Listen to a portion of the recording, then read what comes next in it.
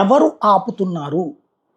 చంద్రబాబు, పవను, లోకేషు, బాలకృష్ణ ఒకే వేదిక మీదకి రాకుండా ఎందుకని జరగట్లేదు?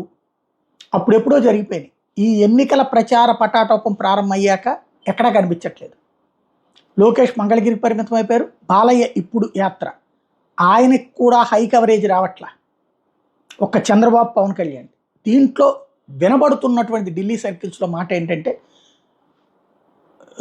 లోకేష్తో వేదిక పంచుకోవడానికి పవన్ కళ్యాణ్ నిరాకరించారు, లేదా పవన్ కళ్యాణ్తో వేదికలు పంచుకోవడానికి లోకేష్ నిరాకరించారు. వెంటనే అప్పుడు చేయలేదా? ఎస్, చేయలేదా అని నేను అంటలేదు. ఇక్కడేంటి, చంద్రబాబుతో మాత్రమే సభలు సాగుతున్నాయి. అప్పుడు యువగళంలో చేయడమో లేకపోతే ఇంకోటిగా ఇప్పుడు కంటిన్యూగా మొన్న కూడా బాలయ్యది ఆ చిలకలూరుపేట వాటి దగ్గర జరిగింది.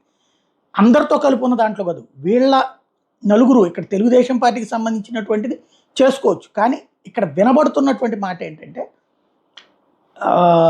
పవన్ కళ్యాణ్ అటెండ్ అయ్యే దాంట్లో రానని లోకేష్ అటెండ్ అయ్యే దాంట్లో రానని పవను చెప్పారో, లేకపోతే బాలయ్యతో వేదిక పంచుకోనని పవను, లేదా పవన్తో వేదిక పంచుకొని బాలయ్య చెప్పారని నేను. అట్లాగా జరగాలంటే ఖచ్చితంగా చంద్రబాబు ఉండాల్సిందే. ఎందుకంటే ఇప్పుడు కొన్ని అగ్రెసివ్ యాక్టివిటీ నడిపేటప్పుడు ఇప్పుడు చంద్రబాబు, పవన్ ఇద్దరే కలిసి తిరుగుతున్నారు కదా. అట్లాగే పవను, లోకేష్ కలిసి తిరగచ్చు కదా. పవను, బాలయ్య తిరిగితే అసలు ఆ టెంపో ఎట్లుంటుంది? జరగకపోవడం దగ్గర ఎక్కడో ఇగో ప్రాబ్లం ఉంది. అది ఎవరితో కలవనన్నారు అన్నటువంటి మాట వినబడుతుంది. అది ఎంతవరకు వాస్తవమో తేలాల్సి ఉంది.